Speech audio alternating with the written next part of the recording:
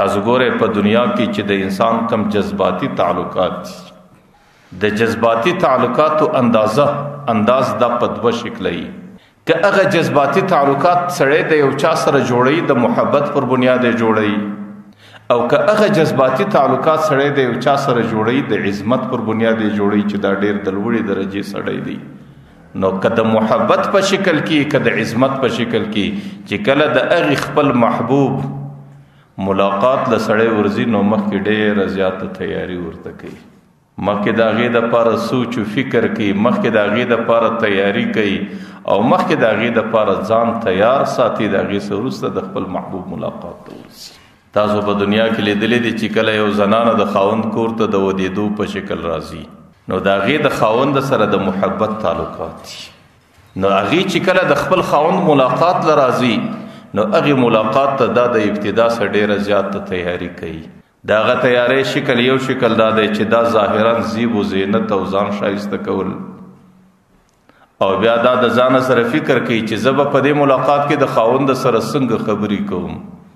چې زه خاوند خوشحاله وساتم زه خاوند راضي وساتم زه د خاوند زړه خوشحاله وساتم او زه د خپل خاوند زړه ځان ته خپل کړم نو د دې دپاره بیا زنانه فکر کوي بیا زنانه د دې دپاره تیاری کوي او د ډېره وخته څه د دې خبرو په فکر او په غم کې حالانکه هغه یو عارضي محبت دی یو عارضي تعلق دی د بنده چې د خپل رب سره کم تعلق دی دا حقیقي تعلق محبت دی ځکه الله تعالی والذین آمنوا اشد حبا لله چې کم خلق مؤمنان دي د هغې زیات محبت د خپل رب سره دی نو چې کله سړی لمانځله راځي لمونځ د خپل رب سره ملاقات دی نو آیا هغه به وختي د دې ملاقات دپاره تیاری نه کوي هغه به د دې ملاقات دپاره سبا لباس نه اغوندي هغه به د دې ملاقات دپاره ځان نه خوشبویه کوي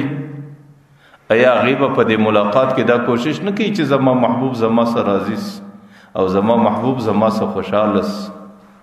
نو هغې به په دې ملاقات کې دا عادت خپلوي چې د خپل محبوب رضا او د خپل محبوب خوشحالي د دې په نصیب سي نو د هغې شکل دا دی چې د ډېره وخته څه به دی د لمانځه په تیاری په سوچ کوي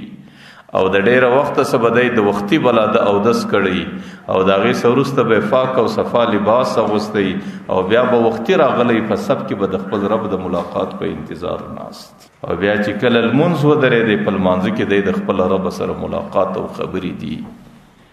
چې کله دی په لمانځه باندې وایي الحمدلله رب العالمین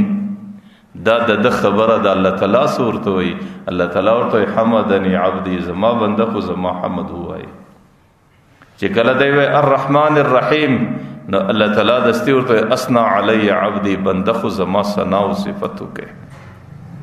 چې کله دی وایي مالک یوم الدین نو الله تعالی جواب ورکوي ورته وایي مجدني عبدي زما بنده خو زما ډېر عظمت او ډېر لویي بیان کړه چې کله دی وایي ایاک نعبد و ایاک نستعین یا الله عبادت زما کار دی استعانت و مدد ستا کار دی الله تعالی ورته هذا بیني و بین عبدي ای بنده زما او ستا دغه معاهده ده بس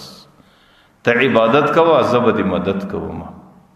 ورته چې دا معاهده وسوله نو الله تعالی ورته ولعبدي ما سأل زما بنده چې څه غواړي هغه وغواړه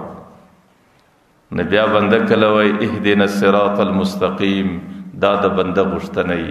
صراط الذين انعمت عليهم دا د بنده غوښتنه غیر المغضوب عليهم ولا الضالين دا بیا د بنده غوښتنې الله تعالی دې بنده ته وایي چې بس غواړي هغه راسه غواړه نو زه دا وایم چې د جذباتي تعلقاتو بنیاد چې سړی د چا سره جوړوي کله د هغې بنیاد محبت او د محبت د تعلقاتو په خاطر چې کوم تعلق دی د هغې چې کوم ملاقات سړی کوي نو د خپل محبوب دپاره د ډېره وخته څه تیاری او د خپل محبوب د ملاقات د ډېره وخته انتظاري او په ډېر ښه شکل کوشش کوي چې د محبوب ملاقات وسي په هغې ملاقات کې خپل محبوب د ځانه راضي وساتي او